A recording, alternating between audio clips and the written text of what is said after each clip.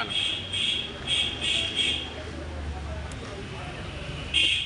యువతలు కూడా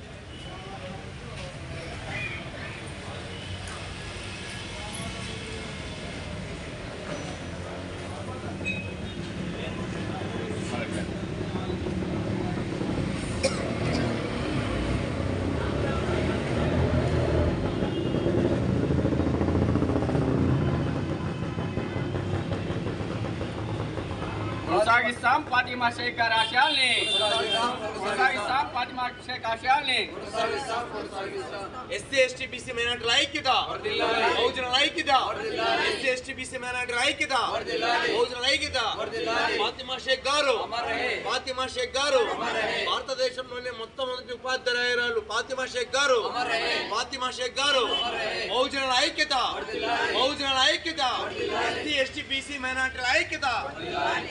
సాధిస్తాం బహుజనుల రాజ్యాధికారం, సాధిస్తాం బహుజనుల రాజ్యాధికారం, సాధిస్తాం బహుజనుల రాజ్యాధికారం. భారతదేశంలోనే మొత్తం ఉపాధ్యాయురాలు ఫాతిమా షేక్ గారు. కొనసాగిస్తాం ఫాతిమా షేక్ గారి ఆశయాల్ని, కొనసాగిస్తాం ఫాతిమా షేక్ గారి ఆశయాల్ని, కొనసాగిస్తాం మహాత్మా ఫులే ఆశయాల్ని, కొనసాగిస్తాం సావిత్రిబాయి ఫులే ఆశయాల్ని, కొనసాగిస్తాం బాబాసాహెబ్ అంబేద్కర్ ఆశయాల్ని, కొనసాగిస్తాం మాన్య కాంశీరామ్ గారి ఆశయాల్ని. జై భీమ్, జై భీమ్. కొనసాగిస్తాం ఫాతిమా షేక్ గారి ఆశయాల్ని, కొనసాగిస్తాం ఫాతిమా షేక్ గారి ఆశయాల్ని, కొనసాగిస్తాం ఫాతిమా షేక్ ఆశయాల్ని. జోహార్ ఫాతిమా షేక్ గారు, జోహార్ ఫాతిమా షేక్ గారు, జోహార్ ఫాతిమా షేక్ గారు. ఎస్సీ ఎస్టీ బీసీ మైనారిటీల ఐక్యత, ఎస్సీ ఎస్టీ బీసీ మైనారిటీల ఐక్యత, ఎస్సీ ఎస్టీ బీసీ మైనారిటీల ఐక్యత. సాధిస్తాం బహుజన రాజ్యాధికారాన్ని, సాధిస్తాం బహుజన రాజ్యాధికారాన్ని, సాధిస్తాం బహుజన రాజ్యాధికారాన్ని. ఆంధ్రప్రదేశ్ శ్రీ సత్యసాయి జిల్లా కదిరి పట్టణం నందు వికలాంగుల విభిన్న ప్రతిభావంతుల ఒక భవన్లో మరి ఇక్కడికి వచ్చినటువంటి ఎస్సీ ఎస్టీ మైనార్టీ సోదర బీసీ మైనార్టీ బహుజనులు, ఇవన్నీ చెప్పుకుంటే ఇంకా ఇవే కాదు, బహుజనులు ఎస్సీ ఎస్టీ బీసీ మైనార్టీలు అంతా కలిపితే బహుజనులు. మరి బహుజన సోదరులకి, సోదరీమణులకి, పెద్దలకి, అందరికి కూడా అక్కలకి జై భీములు, ఉద్యమ అభినందనలు.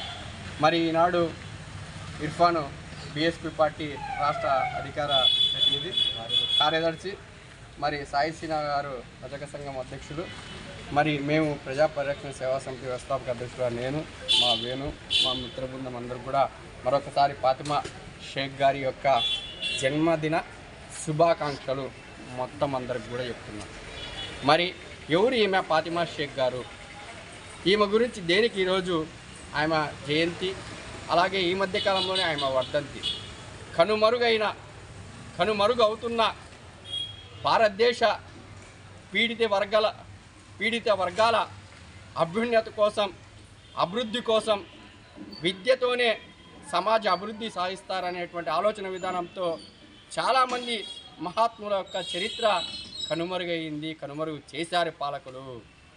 మరి దానిలో భాగంగానే ఆణిముత్యము మా తల్లి, మా యొక్క జాతికి సంబంధించినటువంటి ఆణిముత్యమైనటువంటి ఫాతిమా షేక్ గారి గురించి ఖచ్చితంగా ప్రతి ఒక్కరు కూడా అర్థం చేసుకోవాలి, ఆలోచించాలి, భావితరాలకు గుర్తుపెట్టుకోవాలి. ఆమె ఈనాడు కూడా మనము హిందువులు కావచ్చు, ముస్లిమ్స్లు కావచ్చు, క్రిస్టియన్స్ కావచ్చు, కొన్ని కట్టుబాట్లు అనేటువంటివి మన మతాల్లో ఉంటాయి. వాస్తవం ఈనాడు కూడా మనం కట్టుబాట్లని మనం జరుపుకుంటూ పోతున్నాం. కానీ దాదాపు 1850 ఆ ప్రాంతంలో ఇప్పుడే ఎన్ని కట్టుబాట్లు ఉంటాయి, ఆనాడు ఎన్ని కట్టుబాట్లు ఉంటాయో ఒకసారి గ్రహించండి. అటువంటి కట్టుబాట్లలో మరీ ముఖ్యంగా స్త్రీకి విద్య ఉండకూడదు, స్త్రీ ఇంటికే పరిమితం అవ్వాలి, ఇంట్లో వంటకే పరిమితం అవ్వాలి అనే ఆలోచన విధానం ఉన్నటువంటి పరిస్థితుల్లో ఆనాడు మనువాదం అనేటువంటి బ్రాహ్మణ భావాయుజము ఆధిపత్యం చెలాయించేటువంటి పరిస్థితులు. ఆనాడు మహాతల్లి జ్యోతిరావు పూలే గారు ఈ మధ్య మనకందరికి తెలిసినటువంటి మన బీసీ ఆద్యుడు పూజ్యుడు బహుజనులకి అందరికి కూడా, బీసీలకే కాదు బహుజనులకి. మరి ఈయన ఎవరైతే మహాత్మా పూలే గారు ఆయన విద్య నేర్చుకొని తన భార్యకి విద్య చెప్పాలనేటువంటి ఆలోచన విధానంతో తన భార్యకి కూడా విద్య చెప్తే, మరి వాళ్ళ నాయన గోవిందరావు గారు ఆడదానికి విద్య అవసరమా అని గంటి వేస్తారు ఇంట్లో ఉంటే ఇద్దరిని ఆది దంపతులని, బహుజన ఆది దంపతులని. బాబాసాహెబ్ అంబేద్కర్ గారు కూడా నా గురువు మా తల్లి ఫాతిమా షేక్ గారు, అలాగే సావిత్రిబాయి పూలే గారు, మహాత్మా పూలే గారు అని చెప్తారు. మరి అటువంటి గొప్ప ఆది దంపతులు ఇంట్లో ఉంటే ధర్మేస్తే అప్పుడు ఫాతిమా షేక్ గారి యొక్క సోదరుడు ఎవరు కానీ వాళ్ళని ఇళ్ళలోకి రానిలేదు ఆనాటి కారణంలో. మరి ఆమె సోదరుడు అయినటువంటి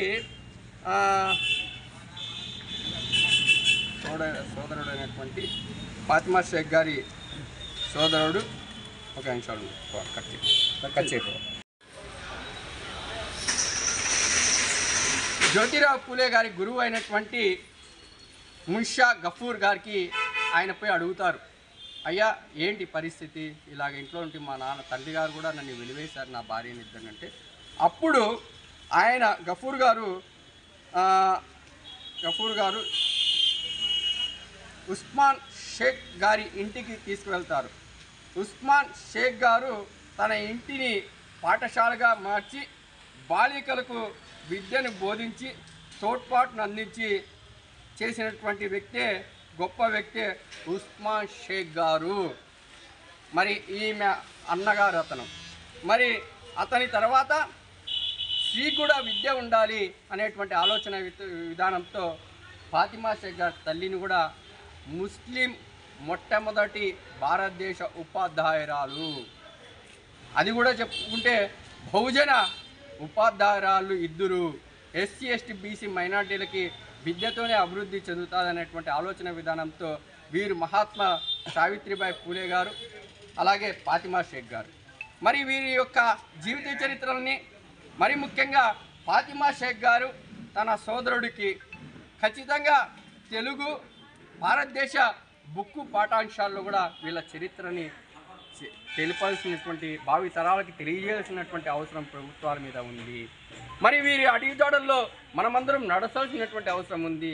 ఈ విధంగా కాదు, గ్రామాన్న ప్రతి ఒక్క గ్రామంలో ఎప్పుడైతే మన కోసం ఈరోజు మనము శ్రీమూర్తి శాటిలైట్లో వెళ్తూ ఆ గ్రహాంతరాలకు వెళ్తుందంటే, అలాగే శ్రీమూర్తి ప్రధానమంత్రి రాష్ట్రపతి అయిందంటే, ప్రధానమంత్రి అయిందంటే దీనికి అంతటికి కారణము వీళ్ళు వేసినటువంటి బీజమే, వీళ్ళు నాటినటువంటి మొక్క ఈరోజు ఇంకింతై వటుడంతై ఉత్కృష్టంగా పెరిగింది.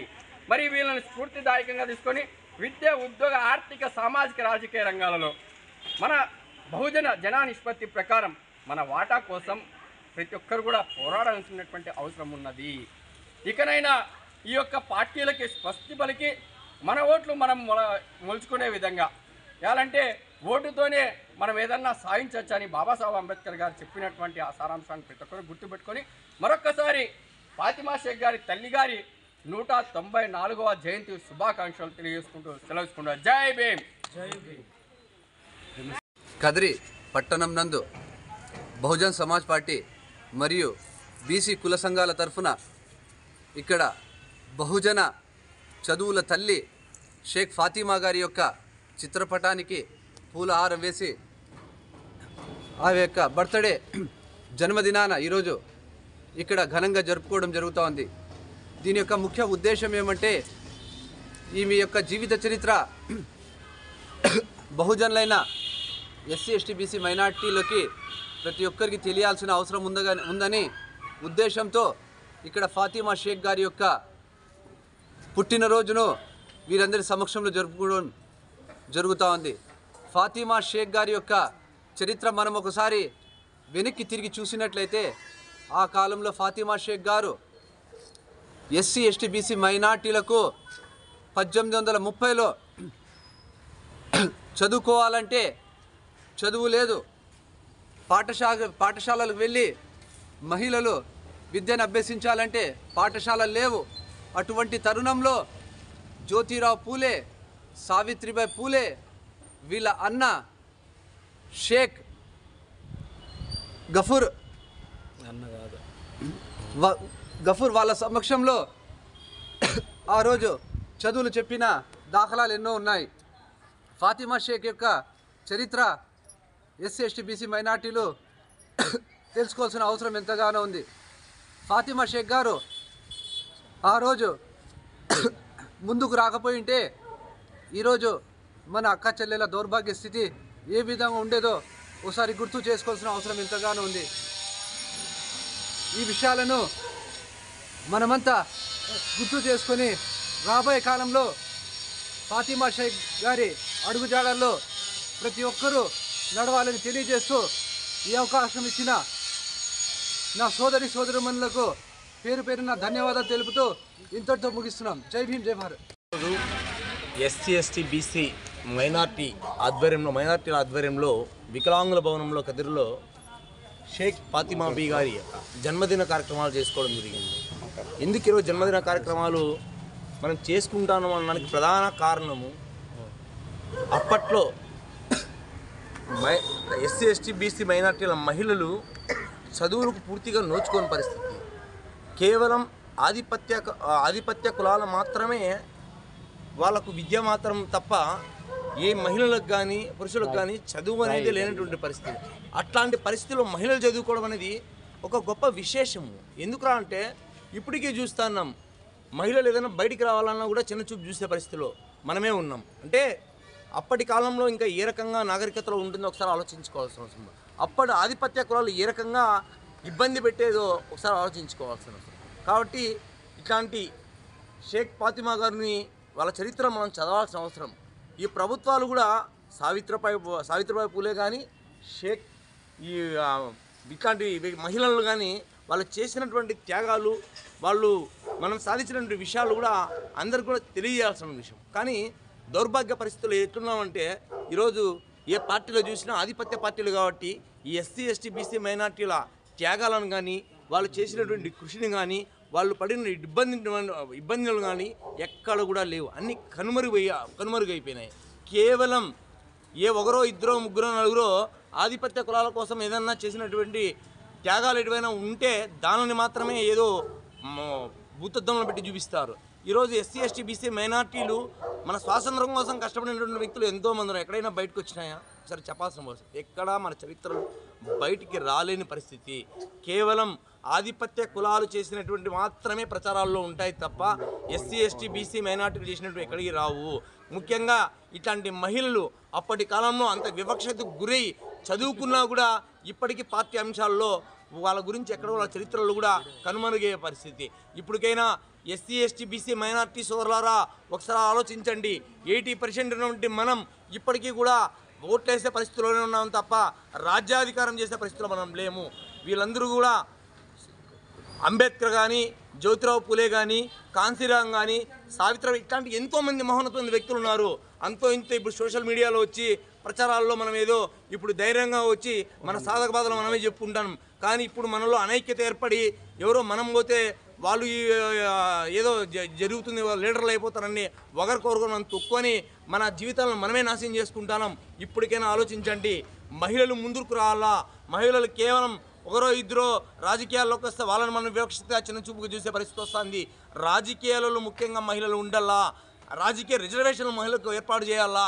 అది చేయనంత వరకు ఈ ప్రభుత్వాలు పూర్తిగా ఇప్పటికీ ఏ ప్రభుత్వం అధికారంలోకి వచ్చినా ఎస్సీ ఎస్టీ బీసీ మైనార్టీలను ఓట్లు వాడుకుంటున్నారే తప్ప వాళ్ళకి ఏ రకమైన భద్రతలు లేవు.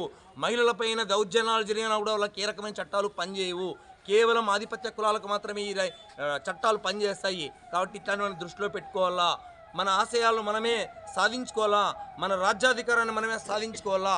మహిళలందరూ కూడా ఒక ఐక్యతగా వాళ్ళు కూడా అన్ని రంగాలలో ప్రయత్నాలు చేయాలా. వాళ్ళకు కూడా మనం అందరం ప్రోత్సహించాలా. కేవలం మనం ఏవో ప్రోత్సహిస్తే ఏదో ఎవరో అనుకుంటాదో ప్రపంచం అని చెప్పి కనుమరుగయ్యే పరిస్థితిలో ఉండకూడదని తెలియజేస్తూ షేక్ ఫాతిమా గారి జన్మదినానికి వచ్చినటువంటి ఈ బహుజన నాయకులందరికీ ప్రత్యేకమైన ధన్యవాదాలు తెలుపుకుంటున్నాను. సత్యసాయి జిల్లా కదిరి పట్టణం నందు వికలాంగుల భవనం దగ్గర ఈరోజు మనం సమన్వయంగా నిలబడి ఒక షేక్ ఫాతిమా గారి గురించి మనం మాట్లాడుతున్నామంటే ఆమె చేసిన త్యాగాలు, ఆమె చేసిన ఎన్నో ఉద్యమాలలో మనం సమయస్ఫూర్తిగా తీసుకొనేసి మనం ఈరోజు షేక్ ఫాతిమా గురించి మాట్లాడితే అవకాశం ఇచ్చినారు.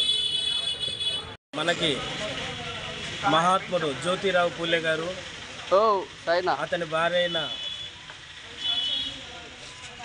ఫాతిమా గురించి మాట్లాడే అవకాశం ఇచ్చినందుకు, ఈరోజు ఆమె చరిత్ర గురించి మనం మాట్లాడి ఆమె జన్మదిన సందర్భంగా